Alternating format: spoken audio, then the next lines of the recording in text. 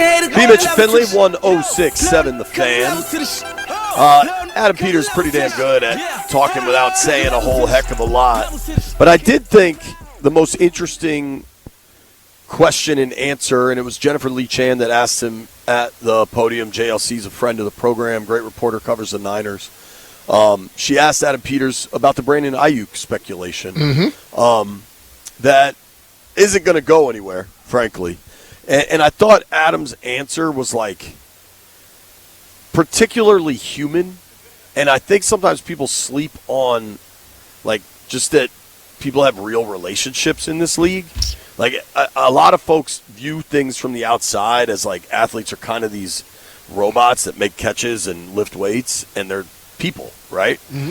And I think you saw Kyle Shanahan and John Lynch throughout the Brandon Aiyuk situation always take the high road. And maybe that's because there's more going on than everybody's aware of. This was Adam Peters asked about Brandon Aiyuk from Jennifer Lee Chan of NBC Bay Area, NBC Sports. Brandon Aiyuk is a player on another team under contract, so I can't comment on that. Second chances, yeah. I think everybody on earth deserves a second chance. And so with Kinlaw, I mean, that was an interesting one. And Kinlaw earned his second chance, and really he earned every single bit of it, and so I wouldn't kind of call his a second chance, so to speak. I think because I had the familiarity with him and understanding the type of person and player and competitor he is, that helped factor into that decision. But I think he earned every single bit of that by the way he came back from his injuries and everything to be a really, really good player. So in terms of Brandon, love the person, but can't really comment on the player. I think that's all pretty fair, B. Yeah. Right? And he was very clear that he's not technically talking about Brandon Aiyuk, the player, because he is technically under contract, even if that will go away at some point. Yeah.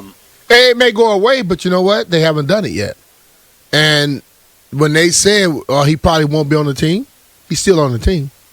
You think the 49ers aren't waiting for someone to dial their number and say, hey, we'll take him off your hands? You know, if they can get something from him and let him go, they'll do that. I don't think that they just want to let him go because they put some money into him. Yeah, I think the contract is why a trade is pretty untenable. Because I don't think a team wants to take on the contract, and I think the Niners know that, right? Like John Lynch at the end of the season said he's played his last snap here, so he's kind of playing his hand. I'd be shocked if that was a trade. My guess is Aiyuk gets released as we get into March and closer to, the new league year. But it does seem like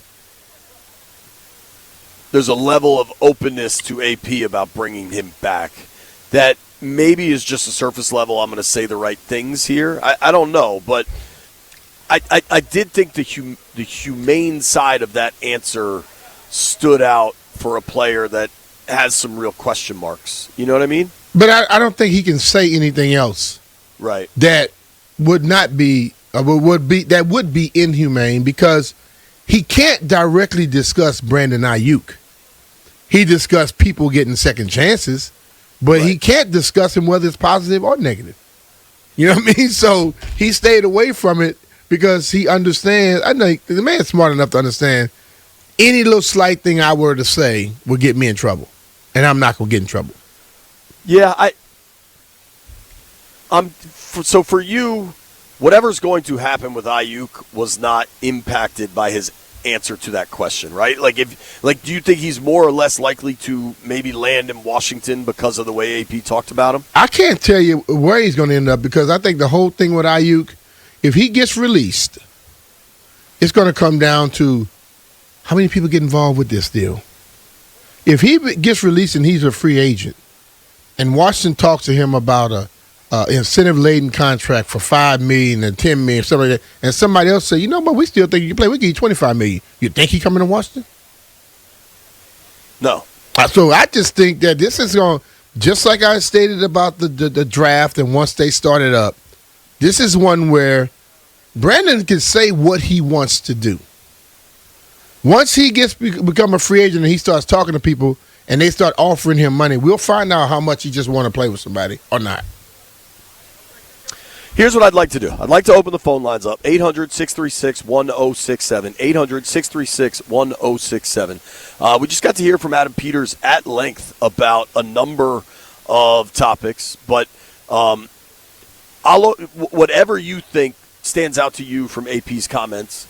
I also then got to talk to him for like another 10 minutes with a handful of other reporters and learn some more things.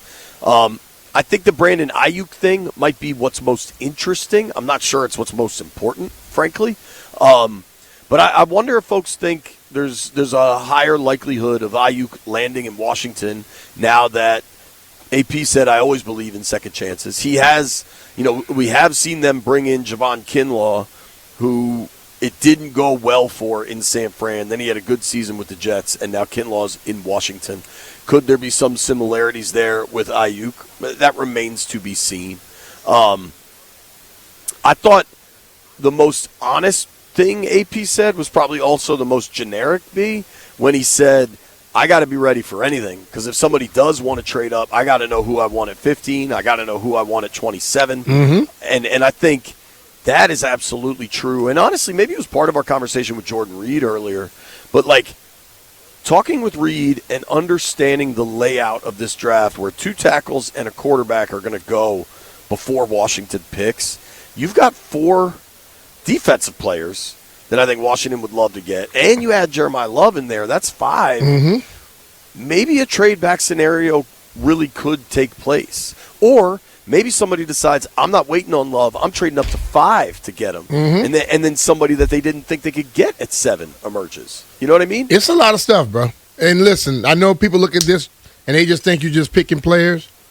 No, you got to have multiple picks in your head at any given time to make that thing work. Absolutely. All right, you're listening to BMitch and Finlay. You're watching BMitch and Finlay. You're streaming BMitch and Finlay. If you're listening on the podcast in the future, that's even more impressive. Wherever you are, that's where we are. We just want you to enjoy the content. Well, live here in Indianapolis at the Scouting Combine, opening these phone lines now, 800-636-1067. Adam Peters says, I love Brandon the person. I can't speak about Brandon the player. What do you think? Has the odds or likelihood of Brandon Aiyuk's arrival in Washington changed whatsoever? Hit us up, 800-636-1067. MGM National Harbor listener lines are open.